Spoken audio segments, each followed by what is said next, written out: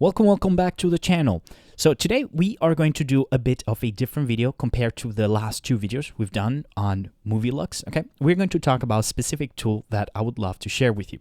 So let's go into our timeline, as you can see over here, and we are specifically going to target our saturation node today, and we're going to talk about this new tool. Now, the first thing I always do before starting any project is to set up your color management. Okay, so over here you can see we can open our effects, and this is footage shot with the Sony S-Gamut S-Log3. All right, so we took that into our working color space or timeline color space, which is the DaVinci Wide-Gamut Intermediate, right, into a larger color space. Now we went, this is our CST in, then I added CST out, okay, because we have to take it from then DaVinci Wide-Gamut Intermediate back to our deliverable, which in this case is going to be Rec 709 Gamma 2.4. If you're doing web, it would be something like Gamma 2.2, okay? So now, if you guys have no idea what I'm talking about whatsoever, I would highly and strongly suggest you to watch the tutorial about color management here in the channel. Alternatively, please let me know down in the comments if you would like me to talk about color management and go from point A to Z, explaining everything you need to know to work effectively inside of Resolve. Okay, so now with that said, I'm gonna go back into my clip over here, as you can see, and we have the same nodes we always work with, always set up at the beginning, okay, which is the exposure, contrast, balance, and saturation. Those four nodes can do so much for your grading already.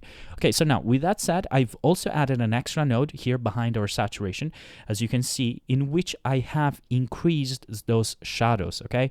I have brought that up a bit because it was very contrasty and a little bit too dark straight out of the camera. So that is the only adjustment I've done over here. And I've also added here in the saturation, I have not touched it yet, the node. Only thing I've done here is I've pinpointed my middle gray, as you can see over here, or 18% middle gray.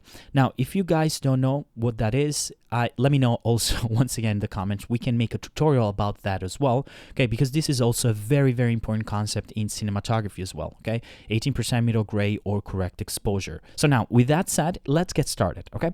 Now you can see that there is many different tools in which you can affect your saturation, okay? One of them can be the saturation slider over here, okay? So very familiar with this, you can just go and drag your saturation up and you can see what that is doing, okay? So I'm gonna quickly undo that. Another one is the color boost, okay, over here, which also affects the saturation, but in a different way, okay?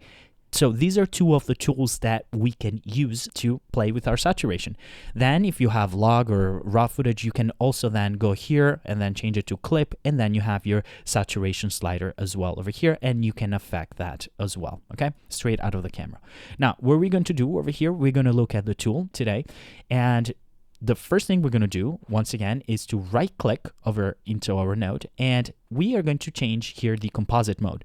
Now, for those of you that have never seen this before, this was added in Resolve 18.5. So if you have a version, okay, that is older than 18.5, I would highly suggest you to update, because you're not going to have the composite mode. Now, this is something amazing, in my opinion, okay? This was something that was not available in Resolve for a long time, and people in Baselight have been having this for a long time, and now it's great that we have this, because then we can play with our composite mode and create really amazing things, okay? Now, the option that I am going to change it to is the color mode over here. Okay, so now you can see that nothing happens. Nothing happens because we haven't done yet anything. So over here in the curves now, we can start addressing the saturation into our image by selecting the tonal range that we want to affect. So all that means is that if I do feel that let me make this full screen, if I do feel that my shadows or my highlights are too saturated or desaturated, now I can start pinpointing the specific tonal range and change those things. So I'm going to start over here, okay? So now you can see I'm looking at my vector scope also over here. If I drag this down, okay, you can see that we are increasing a lot of saturation. You can see what's happening. This is the before, this is the after. We're definitely breaking our image. And then if I go the opposite end, we are now desaturating, okay? Those areas, which you can see, these are the shadows, not as much the highlights. So now this is awesome because now I can really target, okay, specific areas, and now I can make those adjustments the way I like. So you can see here, this is the before, this is the after, and I can even push a little bit further just to show you, okay? a more dramatic change. This is before, this is the after, as you can see. Okay, so we're going to keep it to something like that. All right, so we actively took down that red tone into our character's face over here. And then I can also pinpoint my highs, okay, my highlights. So I can go here, and then you can see that if I drag this way, I'm desaturating. If I drag up, I'm introducing a new color completely into my highlights over here. Now, there is a tiny bit of a overlap, but we are affecting mainly the highlights rather than the shadows over here. All right, and now I can take this down and really make very, very informed decisions where I want my image to go. Okay, so that is the awesome thing about the color composite mode inside of Resolve. It's that allows us this flexibility, okay, to select specific tonal ranges. Now, this, when I first started using it a few months ago, I felt that was very, very similar to the hue versus tools, specifically the hue versus sat. However, I do like this tool a lot because it allows you that flexibility to make a lot of points and then be very precise with the specific adjustments that you want to make, okay? So that is the advantage of having this in your curves, okay? Changing your composite mode to color, and then in your curves making all the due adjustments, okay, that you feel like. All right, so once again, that is a awesome tool. So now let's look at a different clip. Okay, so I'm going to go here on the clips and change to this clip over here.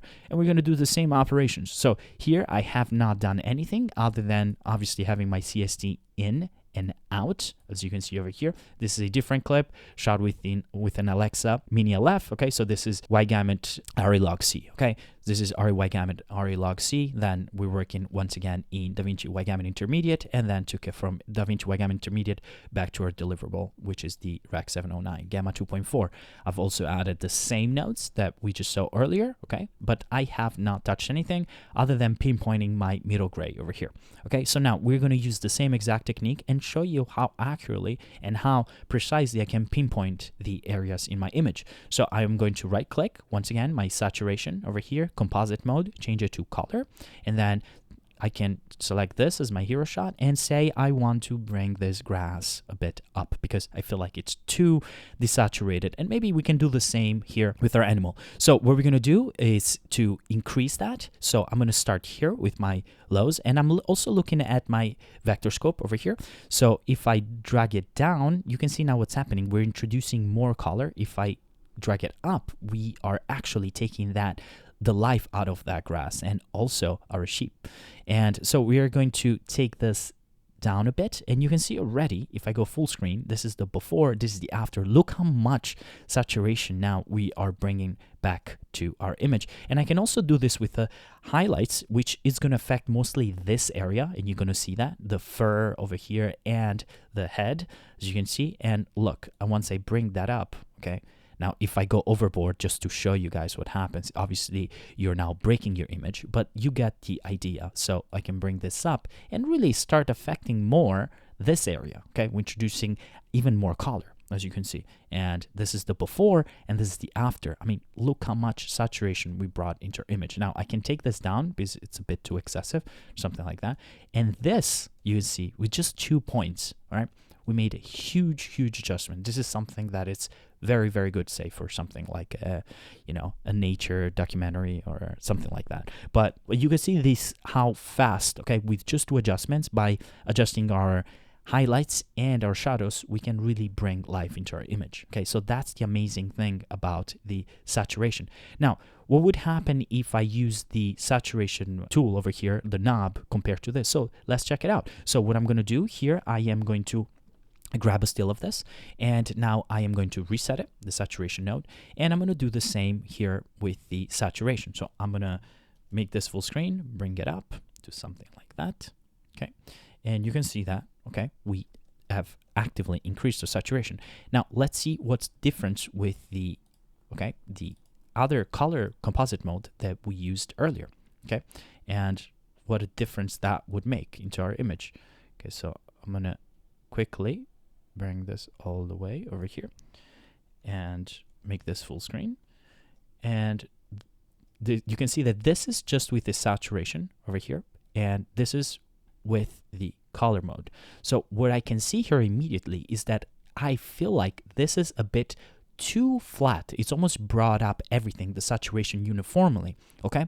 Because it's a knob, all right? So we are just basically using our knob and just bringing things up. And you can see that it's very uniform in our image. However, you can see that I'm changing between them with the color mode or color composite mode, all right? You can see that it's a little bit more targeted, all right? We kept those shadows under our sheep. You can see that it's a bit more shadowy, okay? And there is tiny bit more contrast in it, while this feels a little bit flatter and overall brought up with saturation. You can see that as I keep scrolling between them, we retained those shadows and we retained a bit of more of a curve, right? A contrast curve into it, which I think it's much more pleasing. Okay, so now this is two different ways of doing the same thing, which is bringing up saturation in this case, in this image.